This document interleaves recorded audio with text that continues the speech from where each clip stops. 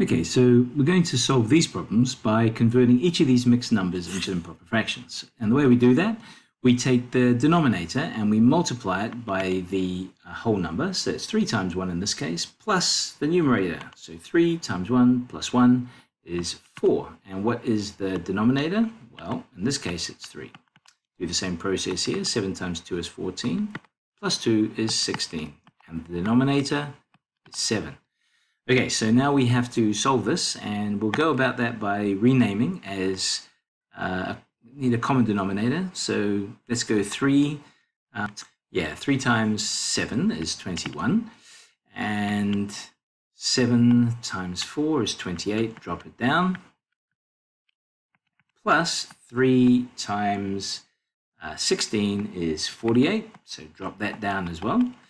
And what that equals, we've got 21. Remember, we're dealing with that. So 28 plus 48 is 76. I'm going to write that down. Don't know what's happening there. So 76.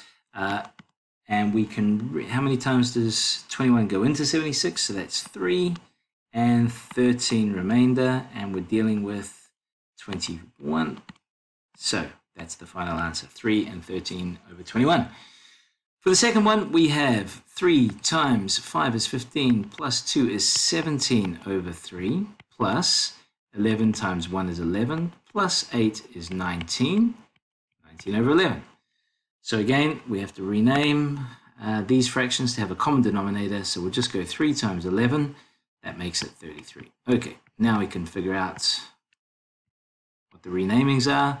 So 11 times 17, so that's 187, so drop that down here, 187. And 3 times 19 is 57. It's a bit easier. So what have we got? We've got 30 thirds for sure.